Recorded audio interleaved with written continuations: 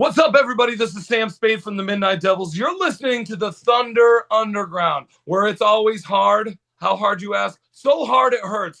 Listen to this. Listen to me now. The Thunder Underground, where the thunder rolls 24/7. Welcome to episode 435 of the Thunder Underground podcast. And as you heard right there in that intro, Sam Spade Morris of the Midnight Devils is back on the podcast once again. It's been too long. It's been over 3 years ago since the last time. And we've got a long history here on this podcast with Sam and Chris and the Midnight Devils. I'll get into that here in a bit. And we talk a little bit about that in this episode as well. But before we get into all that stuff, I need to let you know who sponsors this podcast. DEB Concerts, a concert promoter based in the Tulsa area who has continually brought great concerts to Tulsa, and they've also booked the DEB concert stage at Rocklahoma for the last several years as well. They booked the pre-party at Rocklahoma, and like I said, they booked shows in downtown Tulsa throughout the years. They've been doing this for a long time now. Tons of great acts. This year at Rocklahoma featured Orianthi, Van Halen, Sebastian Bach, Lita Ford, Mike Tramp, Snakebite Whiskey, Dime Store Riot, so many other great ones on this stage. And Doug and DEB Concerts continues to bring great music to the Oklahoma area. So hit up debconcerts.com, follow them on the socials so you don't miss upcoming info. And here at Thunder Underground, of course, I'll let you know every time a concert's coming as well. We've also got Sunset Tattoo, a tattoo shop located in Midtown Tulsa. They're state licensed, they're Native American owned, and they have a female artist on staff full time. 30 plus years of experience from Jake and his crew over there at Sunset Tattoo. I've had work done by Jake more than once. I'm super happy with everything that he's done for me, and I know many other people that have had work done at Sunset Tattoo. That also includes many artists from some bands you love. I promise you that, because Jake has tattooed a lot of rock and metal artists throughout the years as well. So hit up Sunset Tattoo on their socials. It's Sunset Tattoo Tulsa on both Facebook and Instagram. There's tons of photos on there so you can see all their work, see what they specialize in. If you've got an idea that you need help bringing to life, they can obviously help you with that. Send them a message, give them a call to set up a consultation time. They also accept walk-ins. They have specials running all the time, so follow them on those socials so you don't miss that, and let them know you heard about them right here on Thunder Underground. All right, so getting into the subject at hand, right here, right now, that would be Sam Morris, the lead vocalist and the bass player of the Midnight Devils. Like I mentioned right up there up front, a long history with the Midnight Devils on this podcast, and our, I don't know if you want to call them careers or just our existence has kind of paralleled each other in a way. They were around actually before this podcast was around in their project previous to the Midnight Devils called 3D in Your Face. And I bring that up because the first interview that we did on Thunder Underground with Sam and Chris from the Midnight Devils was when 3D in Your Face had performed at Rocklahoma. I believe Midnight Devils was just in its infancy. They talked about that. I haven't listened to that episode in a long time, but I'm pretty sure that was a subject. And not long after that, they transitioned into the Midnight Devils. And that was over 9 years ago now. That's something we talk about coming up, but at Rocklahoma in 2016, we sat down. When I say we, Jason, who used to do the podcast with me and him sat down with Chris and Sam and talked, for probably a good hour about 3D in Your Face, the Midnight Devils, music in general, everything going on. It was a great conversation. And very, very shortly, within mere minutes of them leaving that RV that we did the interview in, they met Jimmy Mess, who is now the drummer for the Midnight Devils. So I can say, as I talk about here coming up in this talk with Sam, I can say that Thunder Underground has a small piece in the history of the Midnight Devils, because had that interview not taken place when and where it did, maybe their paths had not have crossed the same way, and maybe they'd be down a completely different path. They could have been in Spinal Tap territory, on their 17th drummer, but they found the right one at the right time. So we're going to talk about all that. And like I said, 9 years ago now. And then they've been on a couple times since. If you're a fan, if you want to go back and check that stuff out, that first episode was number 67. About a year later, they were back again on episode 135. And then jump forward several years later, which would be, can I do math? 2, 3, 5 minus 5, about 5 years later, because it was 3 years ago now. Sam returned before the Midnight Devils were playing Rocklahoma again in 2022. And in between all that, Chris Heinlein, Sniper, the guitarist of Midnight Devils, joined me on an episode 5 years ago that I have claimed many times since is the episode I'm most proud of in the history of this podcast. It's episode 292, and it was an Eddie Van Halen tribute episode that had 14 guests on it. One of those guests being Chris Heinlein, who is a massive, massive fan and disciple of the mighty Eddie Van Halen. And I know that loss affected him greatly, so he joined me to talk about that.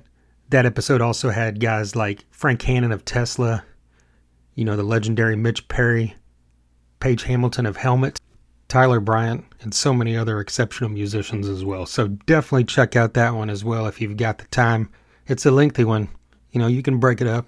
I think it's like 3.5 hours or right over 3.5 hours, but definitely worth it. And I want to mention that because I'm currently working on the same type of thing for a tribute to Ozzy.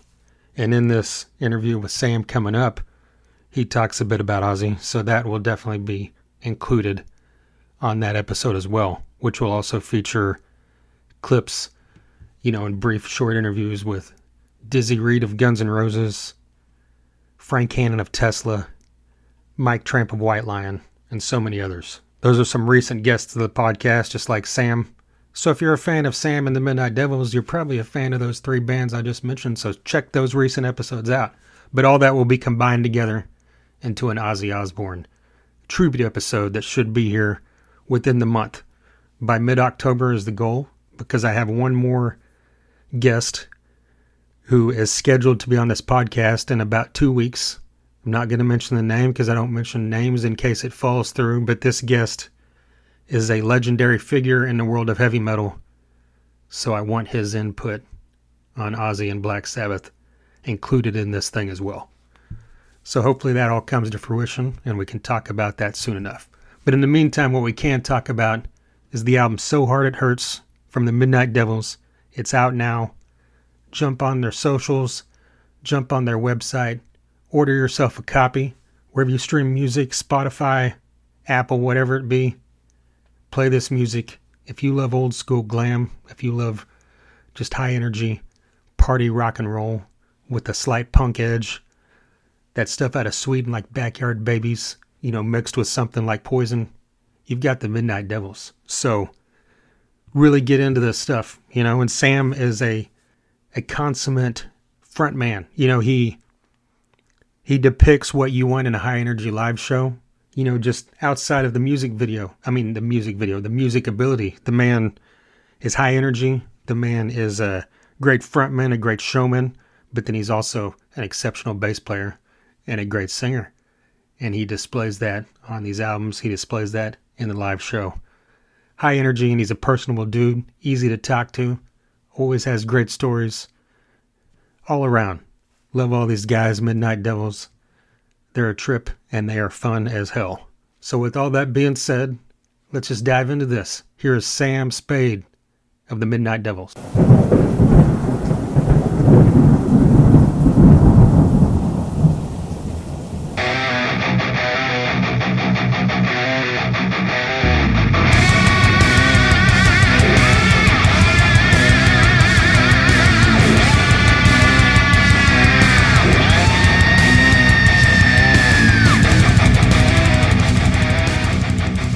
Yeah, it's been right at 3 years since the last time we did the podcast. Really? Yeah, I thought it'd been a couple years, but it was like right before Rocklahoma 2022. Whoa, cool.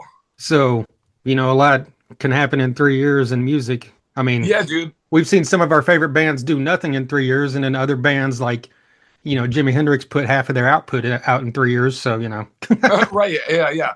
And I was telling my wife, I'm like, oh, I got this interview with the Thunder Underground, who we've known now for almost like 8, 9, 10 years. Like it's almost like I go, we met we met in this field in Oklahoma, and we got on their camper or their RV. Remember all that? Like of that was course. wild. That was some wild stuff. That first Rocklahoma. Yeah. And that was actually, I remember last time you were on, you talked about, wasn't that where you met Jimmy, like right after that interview? Yeah. Yep. Minutes after that, we met Jimmy. Yep. I like to somehow take credit for that, because if You that absolutely interview should. hadn't happened, then maybe that connection would have never happened, right? You're absolutely right. I guess kind of a good point to start would be So Hard It Hurts, because came out since the last time we talked. Great, solid album. My first Thank you. question I wanted to ask you was, you've got three producers on it of note. You've got Rick Browd, you've got Cher Ross. Is there multiple producers because each track was produced individually with them, or how did that process work?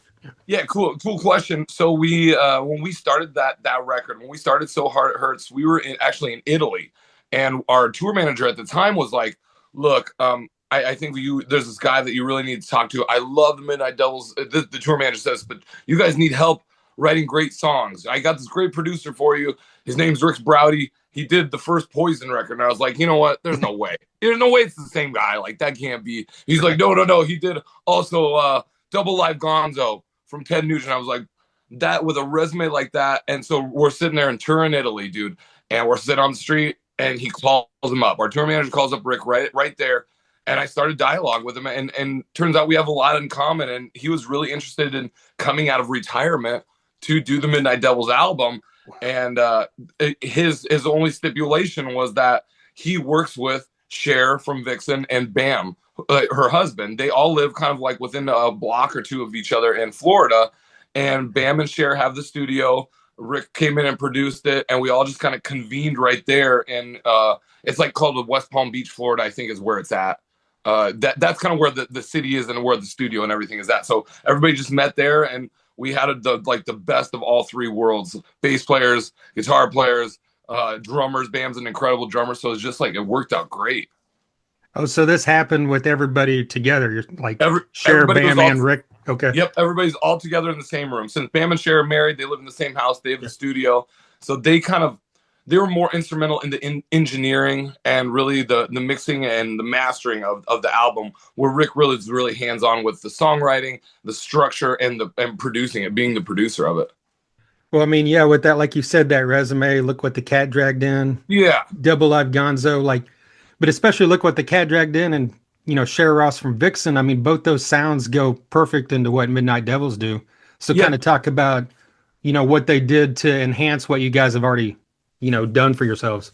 yeah, absolutely. And you're 100% right. So and they went in not really knowing us at all. We had met Cher like one time prior on tour with the Choir Boys, but we didn't really know these people. So it was like we had to get to know them very fast or become friends very fast, and we just kind of flew in and invaded their world for like a week at a time.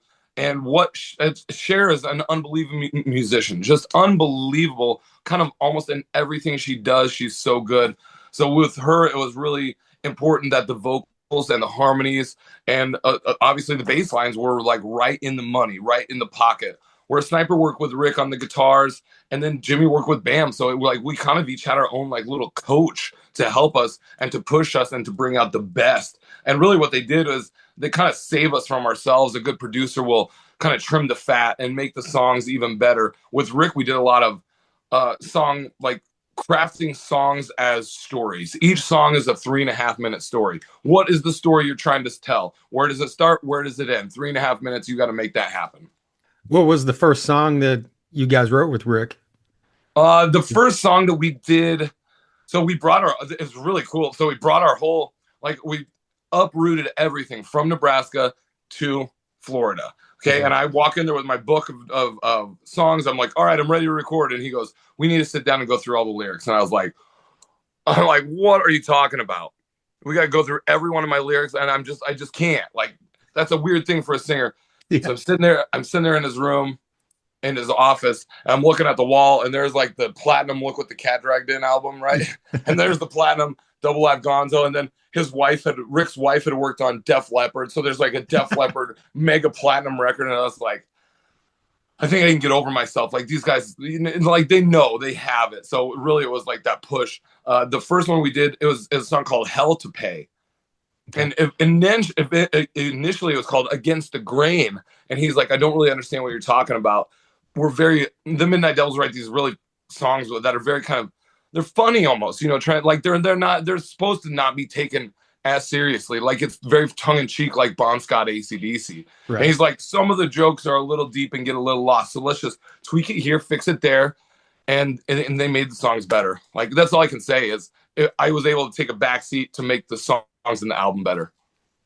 I assume that's only going to help you in the future as well, because you'll kind of take that knowledge forward with you, whether you're working with Rick or not. Right. You're absolutely right. And that I think is the coolest thing of learning to being with Rick is like, not only do I have an awesome friend, I can call anytime, day or night. If I'm ever in West Palm Beach, I got a cool place where I can hang out. But if I have to work on songs, I have to craft these songs, the beginning, the end. How do I tell that story? And I think that's really important. So it was guys like Desmond Child, from the Kiss, Bon Jovi, all those people, those kind of massive producers that are just brilliant songwriters. I love that. I think that's so cool. I assume while you're sitting there working with these guys, did you get like any good stories about like 1986 Poison or Vixen back in the late 80s or? Yeah, tons, just tons. And it would be cool because they would weave in and out of these stories because they were such great friends. All three of the producers were great friends, but we could sit there and they would weave in and out of these stories. And Rick didn't want to talk too much about Poison. Like that wasn't, he said they were the most difficult band to work with. They had if you had looked at the actual tape that they recorded on, the whole thing was an edit. So they cut and taped everything. He's like, it's amazement that we even got this record done. That it was they were so bad. The band was terrible. But when I went and saw him, there was a line of 1,000 chicks just going ballistic for him. And I knew they had something special. That was his whole big thing. He's like, I hated Ted Nugent. They put me on that. I hated him. He was the biggest jerk ever, and stuff like that. As rock and roll fans, like we could have sat there and listened easily to those stories for an extra week. Like the stories were just that good. Vixen was like, their manager screwing them over out of all these royalties and all this stuff. And man, I'm just like, this is so cool. Like hearing the stories from the people that were actually there instead of the narrative that like VH1 or MTV or even like Poison themselves gives you. It's so much different what they say than what actually happened, I feel. Yeah, you're always, anything like that, you've got to be speculative on if it's just something for image or if it's the truth, Right. Well, you guys recently released Shock the World as a single, and you've had pretty much a year on this album out and getting to play this song live. Was that kind of what pushed you to make this a single, or what was the thoughts behind what should be the second single? The thought behind it was like, let's go with this song. It was really, really by the cuff. So we wanted it to be very organic and very just kind of natural. And with Shock the World, the whole song came about. It was the last song we did on the record. We had this riff laying around. Sniper wrote this riff, and I thought, man, that's too good to leave kind of on the cutting room floor. So I just wrote out a couple lyrics. Shock the World happened to be it. And like within 5 minutes, we had a song crafted. And I always think in my mind that sometimes the best songs are the ones that don't take very long. And that they're like the best ones are the ones that you don't think about, you just put out. And with Shock the World, that's what it was. We had a video that we recorded this video at Kenny Ozfest in Cincinnati, sold out crowd, 500 people going crazy. I thought, let's put a camera on us, film it. And we filmed it and it turned out great. And we're like, all right, Shock the World it is. Like, that's perfect. It's our first kind of real live video without the story, without the characters, the Pink Bastard and Roxanne. So it's kind of us just stepping away from the story so much of the Midnight Devils and showing exactly what a party live looks like. So you saying you shot the video before you made that complete decision that this is the single? No, we knew it. Oh, okay. We sat on it for a long time. The video was shot in December of last year. Oh, okay. So the video was shot, over, like we just got home from the UK and from Norway. and we had about a week or two off, and then we went and did the show in Cincinnati, and that's when we filmed it. So we had kind of been setting it up. We had planned it. We started rehearsing the song and putting it into live set like back then since December. But it made it through this whole tour. So the Get Laid in the USA tour, we play Shock the World every night. Which, by the way, that's a great name for a tour. I mean, you guys have always had great names for your tours, but that was Sniper. Sniper actually came up that I think that's his thing now, is he prides himself on naming the tours, and then we'll like design our guitar picks with the logo or the joke or whatever it is. So the last Australia tour was the Bop and the Wallaby. Yeah. 2025 tour. So we don't have one yet for this Australian run that's coming up, but I Sniper's working on, like, he's like, what do you think about going down, down under, something like that? I go, I like where you're going with this, buddy. It's no problem. Yeah. Yeah, I feel like that would write itself. Right, yeah, it's almost there. He's almost there. Yeah. Well, So Hard It Hurts, the title track, might be my favorite song on the album. Talk a little bit about that one and how that came together. Yeah, I love that song. That was so funny you would say that, because Rick, our producer, said the exact same thing. He goes, that's the best song you guys wrote. And it's so weird to say.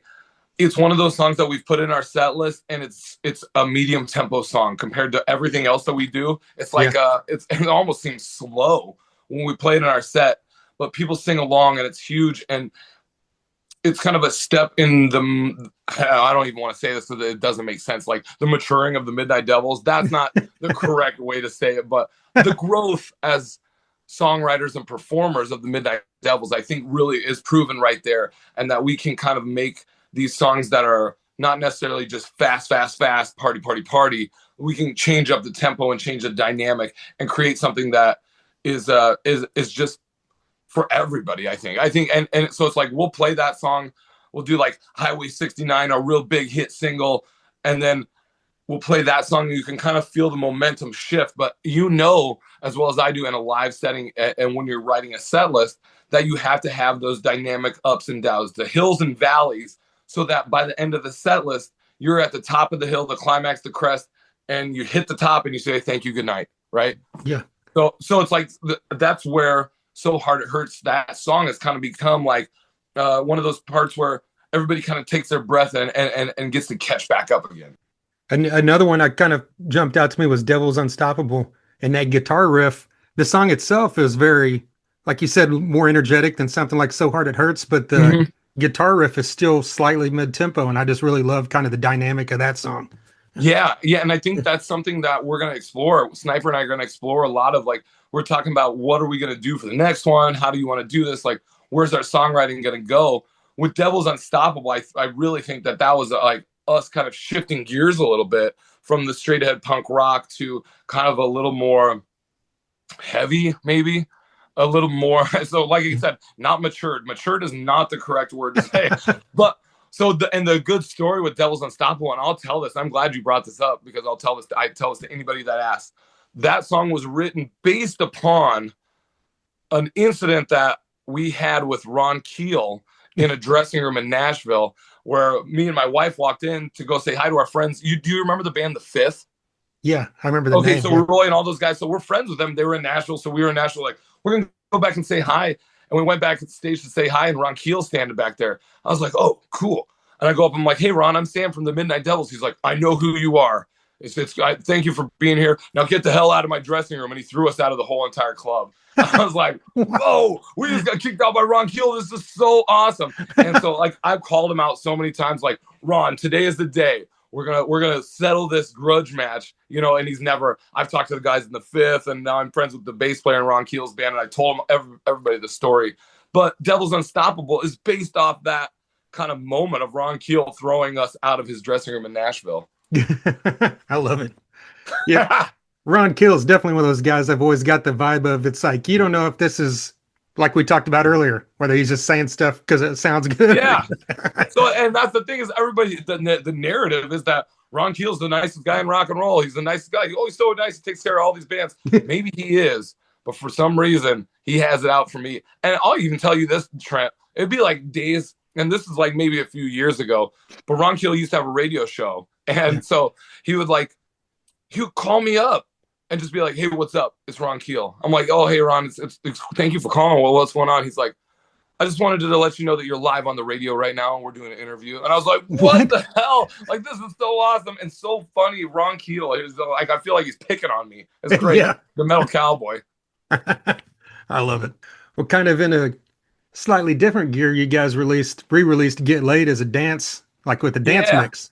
And I Yeah. absolutely love this. Like it's You just do, yeah. yeah, it's just I don't know, just some I'm not super into dance music, as a lot of Yeah. rock and roll people are, but it's like I love it. Every once in a while something hits me and that song really did. And it's like talk about did you guys bring someone in to work on that with you, or was it one of you guys that have that knowledge or That was like a weird thing that happened with us where when we talked to Rick a lot, we talked about, hey, my job outside of being in a rock band is I'm a strip club DJ.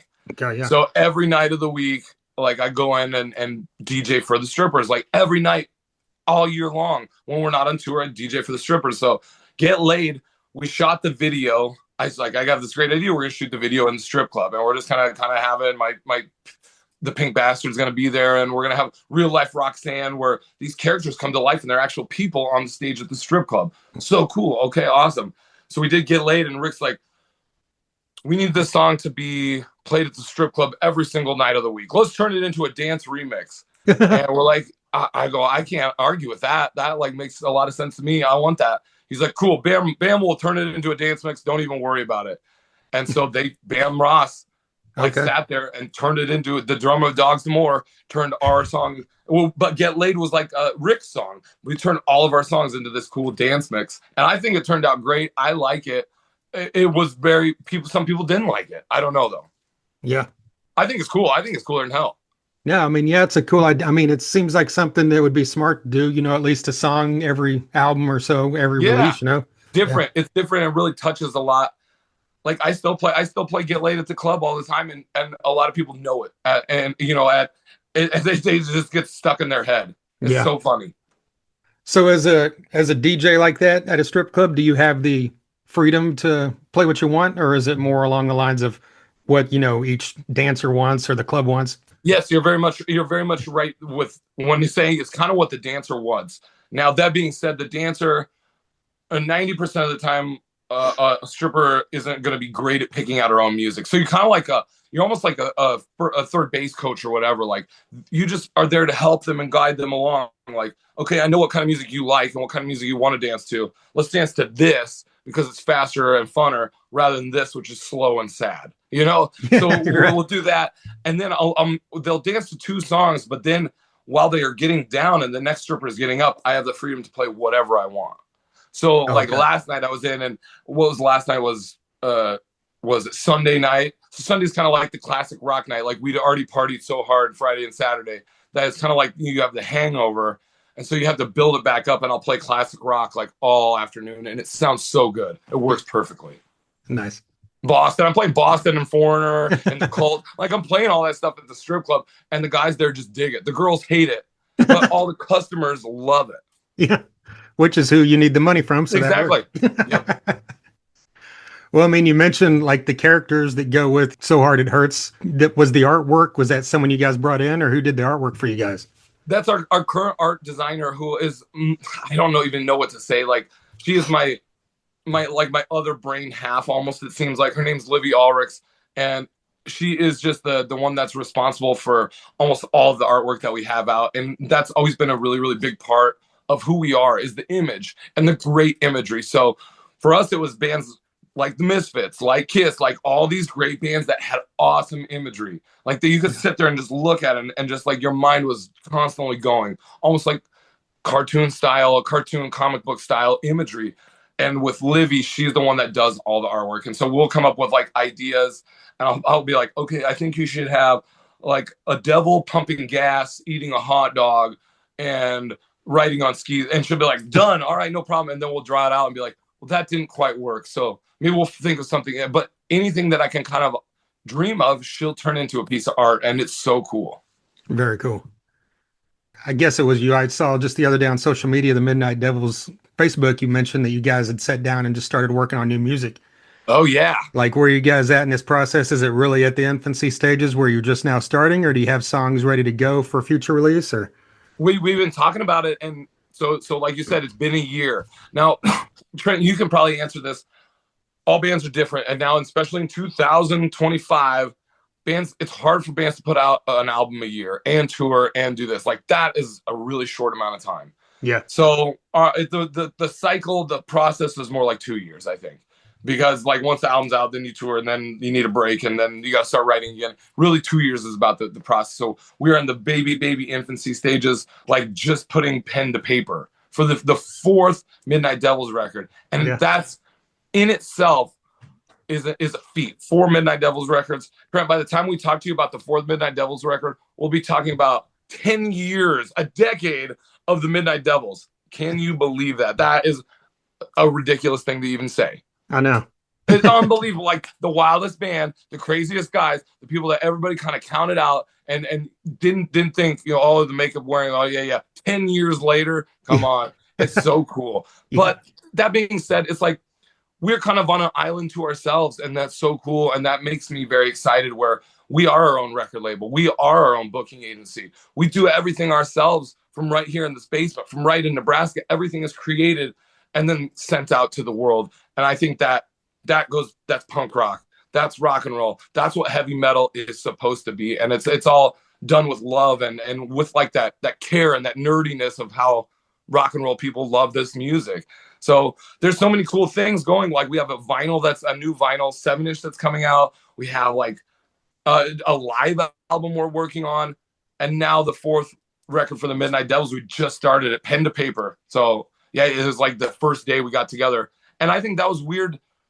I was telling Carrie, my wife, that I go, you always wonder if you can do it. Like if you always wonder if, like, can I write songs again? Is that a skill that I lose? Yeah. And so when Sniper and I get together and we start writing, go, okay, we didn't lose it. Cool. It's still fun. I still love this.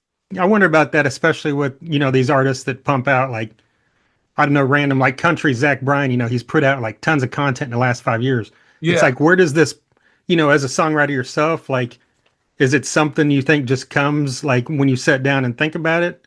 Like, okay, or is it something that comes more naturally, just like you hear something and it reminds you of something and you're like, oh, that'd be a great song. You start writing. Both. Or like, how's that process kind of work for you?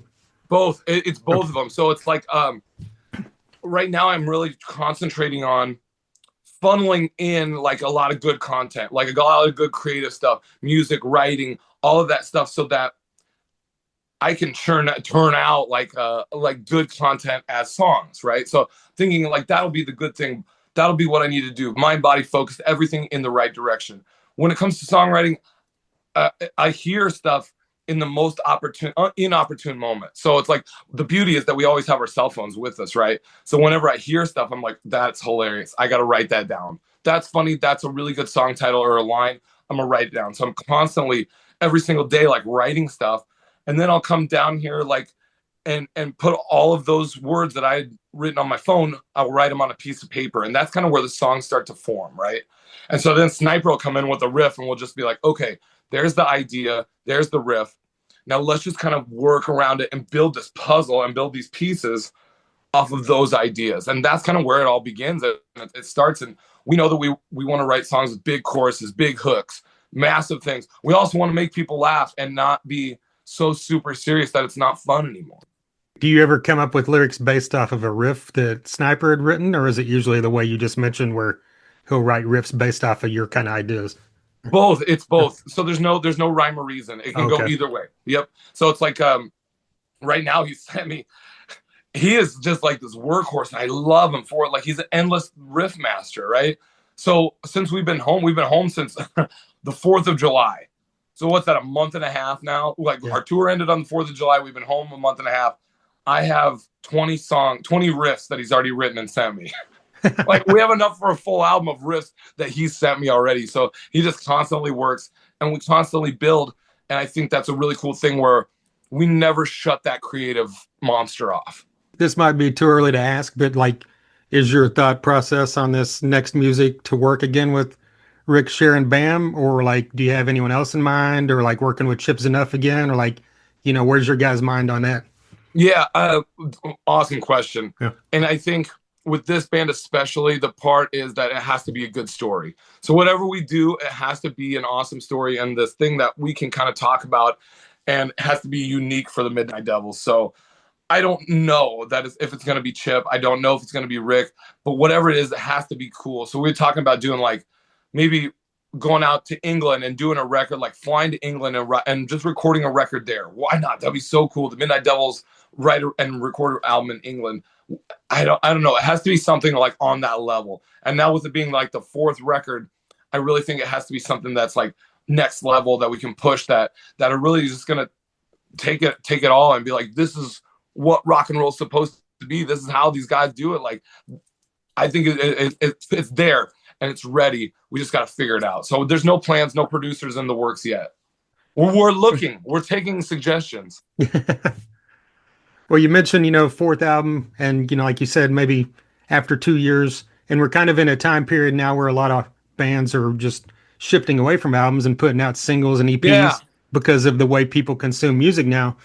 But you guys are kind of in a unique position as a younger band, where your music, appeals to an older audience that was used to buying albums. So is that kind of the thought process for you guys as far as still pushing albums because of like that's kind of what this music relates to people as a full kind of like a full album?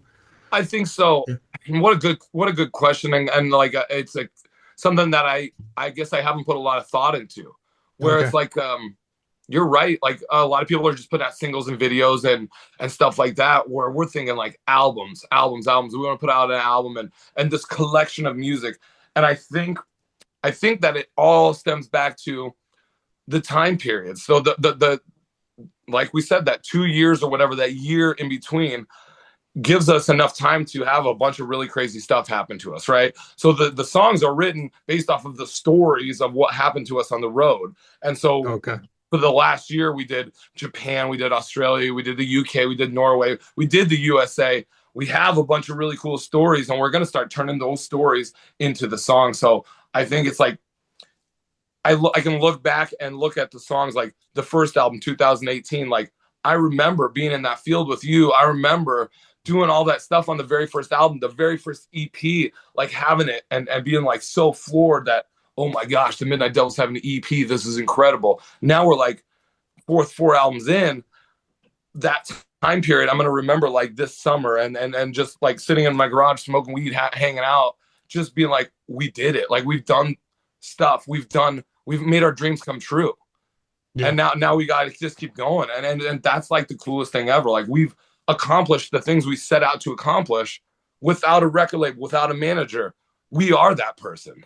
Yeah. Without a manager, without a record label, kind of talk about how hard was the process to get yourself into Australia or get yourself into Japan or into the UK. Like, like, was that all you, or did you have like help in this, like a booking agency, or how did you handle that? Yeah, very cool. So we did sign with the Midnight Devils, did sign with a label out of Australia called MR Records, right? Okay. And MR Records is like our distribution team over there.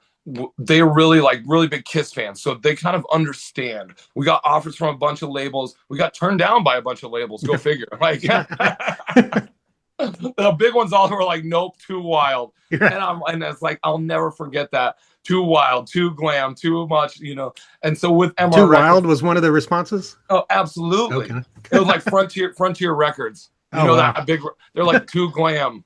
Like, let's sign a couple more AOR, like album-oriented rock bands, because that's what the world needs, Yes. But it's fine, and that's totally fine. And I don't mean to make jokes. Like, I'm not bitter. I didn't want that anyways. Yeah. But they with MR Records is really our team, and they've helped us to kind of, they've had our backs. They've really pushed us, and they're big fans of the band. They've had our backs. They're an emerging record label, and so we're really working with them and working with guys that can help us and really building it from the ground up, where it's the Midnight Devils are a team, and it's this team of people all around the world that kind of lift us up and do these great things. So with getting into these other places, basically, Trent, all it was I just emailed a bunch of people. I just emailed 1,000 people, and it kind of worked. And eventually it was like, you get brought up this crazy idea, like, when do you guys want to come to Australia? And we're like, well, I don't know. And they're like, how about this? We got this tour booked. You just buy the tickets and we'll take care of the rest. And we're like, well, that seems pretty insane, but let's do it. Like, what do we got to lose? Let's gamble. The Midnight Devils, the whole thing has been a gamble. Like thus far, money, whatever it is, let's just roll the dice because that seems to work best for us. And it works. And so everything like we're going back to Australia for the third time in 3 years. That's really cool. And so we got friends out there. We got people out there. Our label mates are out there. And it's just amazing. Same with the UK, same with Europe. Like they're chomping at the bit and they're excited for us to come back. What was that like like your very first trip into Australia before that first show? What was your mind running through your mind? Was it like, is there going to be 2 people here? Is there going to be 500 people here? Like how were you like feeling? Were you anxious or were you just excited? We did 17 hours in a plane. Yeah. So it kind of messes with you. And as you land, I was looking out the window going, okay, this is the exact same thing that Kiss was feeling in like 1979, right? When they landed, they were doing the Dynasty tours. Their first time Kiss was in Australia.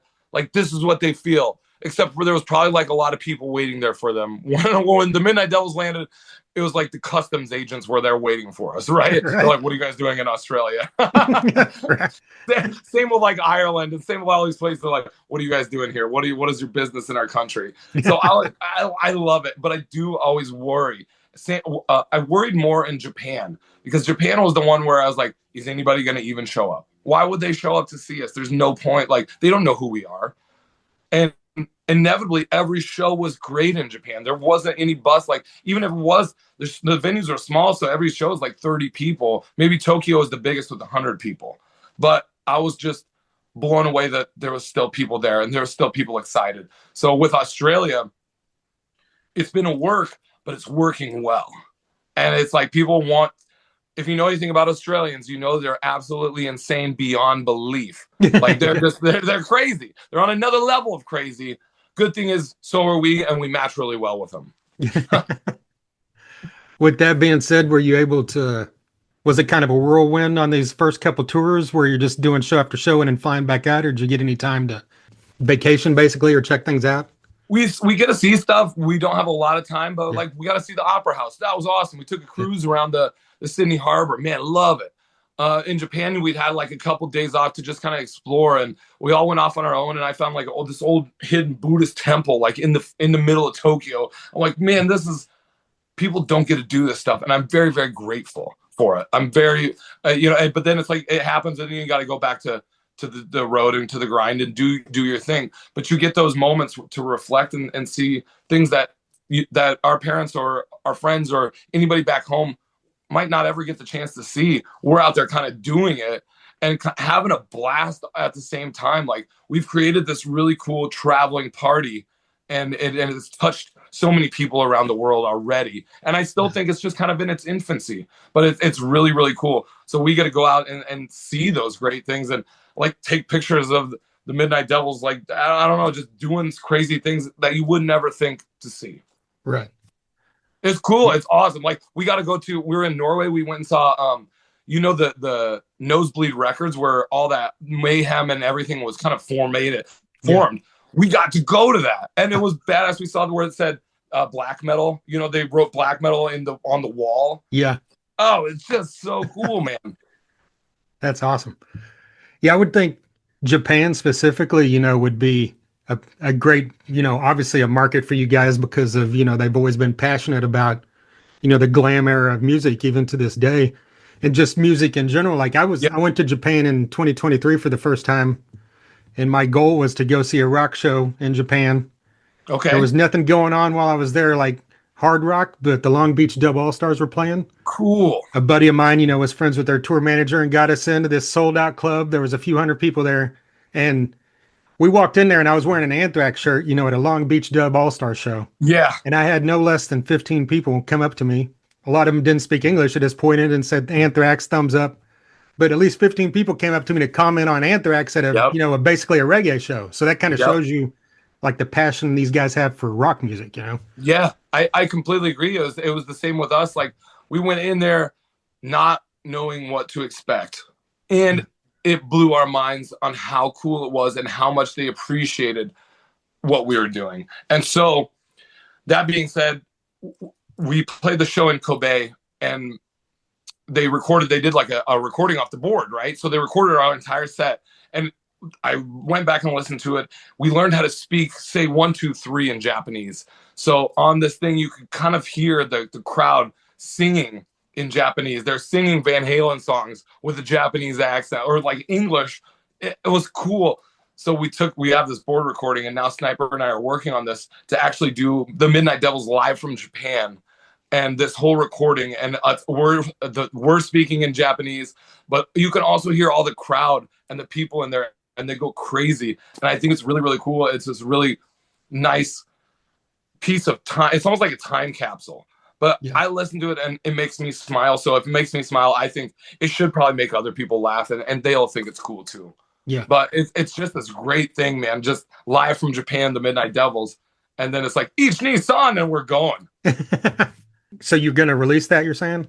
Yeah, Okay. that's what we're working on currently right now is even though this Shock the World came out, we're still probably going to do another video for So Hard It Hurts, but like the big thing that we're also pushing is this live album, and we got pictures of us from Japan wearing our kimonos that they gave us, like in the streets of Japan. We're wearing these cool party kimonos, and we're like, okay, there's the album cover, cool.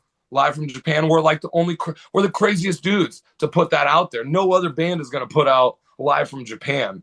No other band on our level is going to do that. And I think that's like the coolest thing ever. Yeah.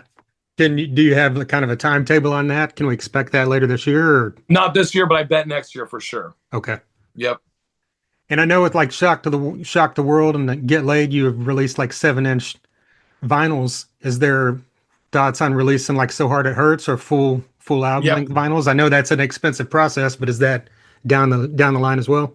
Yes, absolutely. And as music nerds, as consumers of music, I love awesome, awesome mediums, I guess is the way to say it. That's the best way to say it. I love CDs. I love vinyl. This is going to be the first 7-inch that we've ever put out. And it's going to be a pink and green splattered 7-inch. And it has a double A-side single, Shock the World, Get Laid.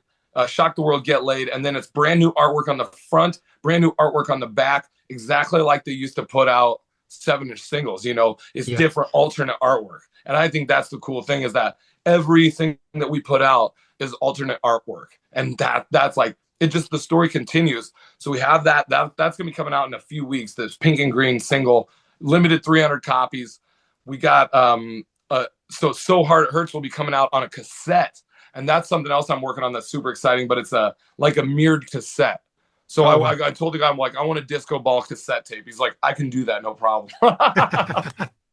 So I was like, all right, perfect. So Hard It Hurts, like, let's get some brand new artwork, and it's going to come out on cassette, and then the next step will be full length vinyl. But we don't have a full length vinyl yet. We've only released singles, so that's like that's on the horizon for sure. Absolutely. Well, I've got a buyer for you for that cassette. Jason, who used to do the podcast with me, it's really gotten into collecting like new cassettes that come out. So I'll definitely let him know.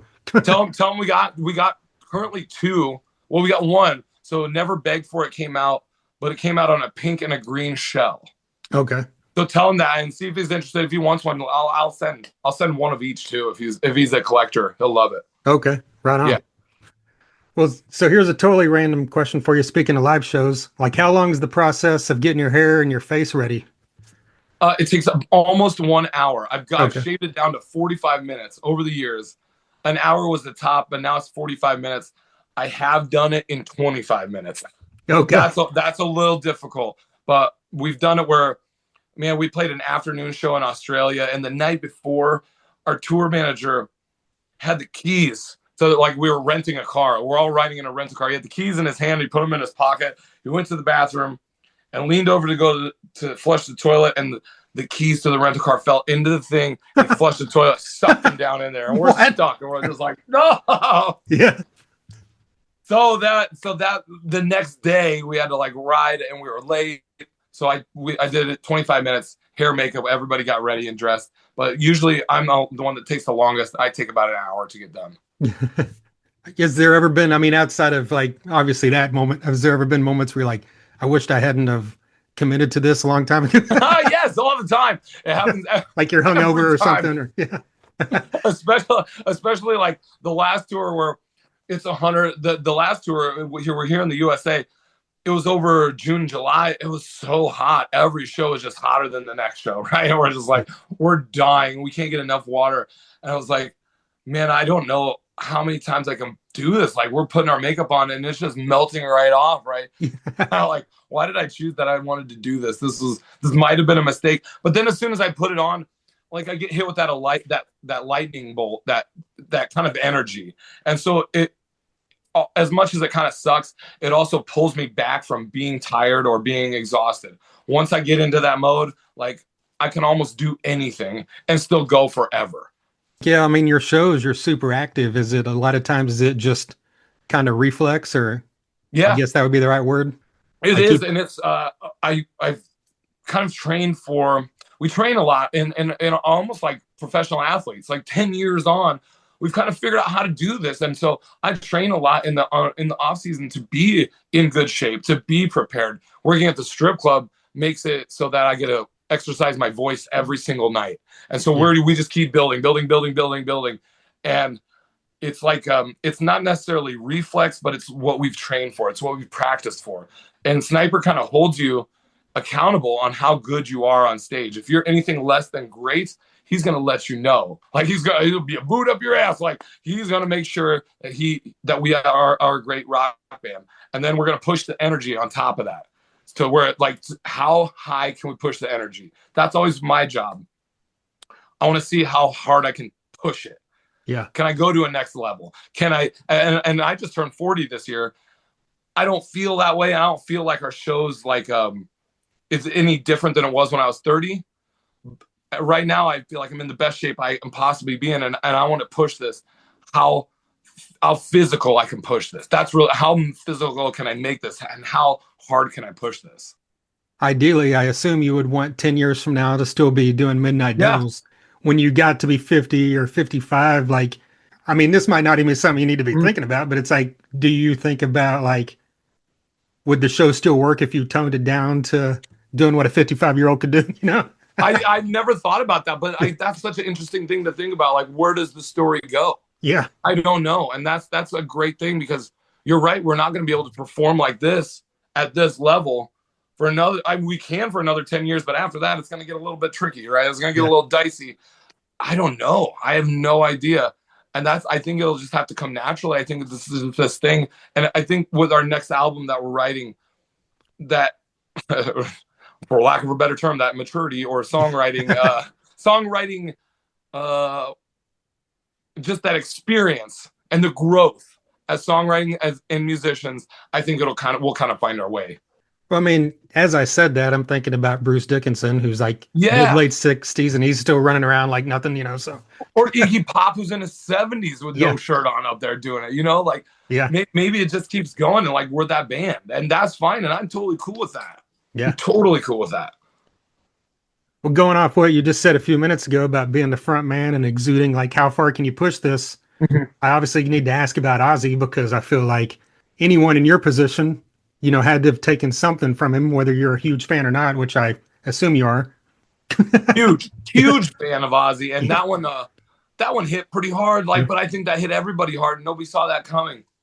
But Ozzy was the guy for me. Like, when I was a kid in my formative years, and when I was picking out first getting new vinyls, like I got it over here. I remember getting Tribute, the Randy Rhoads Tribute album, and putting it on the stereo and listening to it and being like, this is the greatest thing I've ever heard. Like, it doesn't get any better than this. And Ozzy, before the Osbournes came out, before he was a TV star, I feel like he was the guy that made it okay for everybody to like heavy metal and to be into heavy metal. And your parents thought you were worshiping Satan because of it, but you knew that you weren't, right? And you knew that there were like people all around the world exactly like you, but maybe not in your exact city. But man, Ozzy was it, and it just spoke to me, and it really was like, it formed a lot of my early rock and roll listening was Ozzy and Black Sabbath and those bands. And I just remember my parents thinking it was the most satanic thing they'd ever seen. And I'm just like, I love this. This is so cool. and that's what made this. That it influenced everything. Yeah. It was huge. Like, what's your favorite era? Is like being a glam guy? Is it the Jake E. Lee era, or is there kind of? Yeah. But all of it is good. The Randy Rhodes is so good. Yeah. We just saw Night Ranger a few weeks ago. Like Night Ranger and ZZ Top came to town, and Brad Gillis, and so we took our 16-year-old son to go see. I go, all right, check him out, dude. This guy played in Ozzy's band. He's the real deal, legit. Like he's a guitar star. And Brad Gillis leans down and gives our son a sticker, and I'm like, dude, Ozzy's guitar player just gave you a sticker. That's the coolest thing ever. Yeah. So but I love Zach too. So there's no rhyme or reason of what I think is cool. I think that the whole coming out of Black Sabbath, and even as a kid, I was into Black Sabbath. I loved Black Sabbath. Then it got weird, but then Ozzy Solo came out, and that was cool as well. I was really into it. As a showman yourself, like what's probably the biggest thing you took away from someone like Ozzy as a performer? As he was the guy that everybody's eyes were always on. Yeah. Yeah, there was never a doubt. Like, even though there was Randy, you got this cool guitar player, you got Rudy or whatever, Randy Castillo, all these guys. Ozzy, you never took your eyes off of him. And he was just like, he was rock and roll incarnate. And I think that's what the thing is. He was walking, talking rock and roll for us, for the kids, for like, no matter how old he got, he was always the Prince of Darkness. And that's what I loved. And it's like parents still hated him to this day. Maybe not as much as they did before the Osbournes or whatever. Yeah. But, he was just like, he exuded that energy, and he exuded being the lead singer and being the Prince of Darkness and being Ozzy, fucking Osbourne. Like, that is just, for me, it was everything. And it made your mind kind of spin, before TV, before all that stuff, like YouTube and internet, your mind just kind of spin thinking, like, he's got to be drinking blood in a cave somewhere right now, like eating up humans. I love this guy. This is so great. Yeah. Man, well, I'm absolutely loving So Hard It Hurts. Thank so great you. to talk to you again after, 3 years now? Hopefully the next time we might need to do this much quicker. I think we should set up an RV in a field in Oklahoma and do like a 10-year anniversary, just a 10-year anniversary. Maybe we just camp out for a few days in this field. That sounds perfect. Yeah. Yeah. We'll put a microphone on, and we'll be in the field, and we'll just capture whatever happens. That's the podcast right there. Yeah. 10 years later. Like an unedited live stream for 72 hours, right? Right. Hoping I get this chance to see you live sooner than later, because it's been since 2022 now. So crazy, yes. Yeah. So I know we're way overdue for a show in Oklahoma, so we'll be back down as soon as we can. Do you have U.S. dates like after Australia, or do you have anything announced? Not yet. So it's kind of we're just really pushing towards that, and that'll be the big one. And then I think going into 2026 there'll be a bunch of stuff that opens up. Right on. Do you have a copy of the new album? I will send you one if you don't. I do not have a physical copy now. Perfect. Cool. Just shoot me your address and I'll put it in the mail. Okay, cool. All right, man. Well, I appreciate it. Awesome to talk to you. I appreciate it. Great talking to you too, dude. There you go, Sam Spade Morris of the Midnight Devils. A huge thank you to Sam for taking some time out there to call me on Zoom so we could have a chat, since it's been long overdue. 3 years since the last time.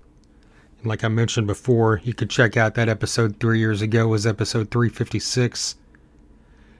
Him and Chris, the guitarist, Sniper, were on the podcast together over 9 years ago. Episode 67. And then back again 8 years ago in episode 135. And then Sniper was one of the 14 guests that were on the Eddie Van Halen tribute episode 292 about 5 years ago. So be sure and go check all those out. Be sure and grab yourself a copy of So Hard It Hurts or any of their previous work. If you're a fan of this era of music, I assume you are because you're still listening. Be sure to check this band out. And speaking of those previous episodes that I just mentioned of the Midnight Devils, there's many previous episodes that fall into this genre of rock and roll. Like I mentioned up front, Dizzy Reed of Guns N' Roses was on here very recently. He's been on twice now. Mike Tramp of White Lion was on very recently, and he's been on twice now. We also had on Frank Hannon of Tesla 4 times in the past, one of which was that Eddie Van Halen tribute I've mentioned a few times. And Frank Hannon just recorded an episode with me the other day, and that should likely be the very next episode. So if you're a fan of Tesla, be on the lookout for that. Brian Wheat has also been a guest in the past of Tesla, as well as Tracy Guns, Dee Snider, Jeff Tate, of course the original voice of Queensryche, Gene Simmons of Kiss, Bruce Kulick, formerly of Kiss, members of Warrant, Firehouse, Trickster, Kix, Lillian Axe, Slaughter, Motley Crue, Whitesnake, Megadeth, Testament. We got more modern rock stuff like Shinedown, Breaking Benjamin, Skillet, Saliva, Hellstorm, Three Doors Down. The list is long. The list is great. The list is ever expanding. Last year included, well, I just mentioned Whitesnake. Adrian Vandenberg was on here, which was super cool to me. Also got to have on Corey Glover and Vernon Reid of Living Color. That was an all-time highlight as well. Dean Castronova of Journey. Like I said, the list is great and long. You can dig back through thethunderunderground.com. You can listen right there. You can listen pretty much most places podcasts are heard. Wherever you're listening right now. Hit like, subscribe, follow, whatever it allows you to do so you don't miss upcoming episodes. Like I mentioned, Frank Hannon will be upcoming very shortly, as will Billy Graziette, the vocalist, one of the two vocalists, and the guitarist of the mighty Biohazard, who is back after over a decade away with an amazing new album that's coming out in under 3 weeks. So if you're a fan of heavy metal, hardcore, punk rock, Biohazard combines all those things with hip-hop as well. So you got to check out the brand new Biohazard. They've already got 4 singles out, but really looking forward to getting that interview out for you as well. I just recorded that one today before I'm recording this intro here for this episode with Sam. But yeah, like I said, dig back through all that stuff, check out some previous work, follow on all the socials like Instagram, Facebook, YouTube, Twitter, all have tons of content coming out daily. I try to put out stuff multiple times a day, and this includes stuff that is not related to the episodes of the podcast. So follow that to get all kinds of extra content. I've got live videos from shows I've been at. I've been to a few festivals recently that have rock bands, so I've gotten a lot of that coming out over the last 2 or 3 weeks. I've also got tons of, reels that include, historical moments, interviews, fun facts, funny crap, stupid crap. It's across the board. So just give me a follow on all those socials. And anytime you see a post, if you hit like, comment, share, any of that stuff, that is a great help, a great free way to help this podcast or anybody else you follow. Because, as soon as you like or comment on something, then people in your friend base will get it into their algorithm. And that's what we want, right? I guess so. All right. Once again, a massive thank you to DEB Concerts and Sunset Tattoo. And of course, it was wonderful to be able to talk to Sam Morris of the Midnight Devils once again. And until next time. I don't know what was going on. I've been watching too many Randy Savage videos. I get the Randy Savage. Yeah. Yeah, you even had the hand moves down. Like, Cream of the crop. Yeah. Thunder Underground, y'all.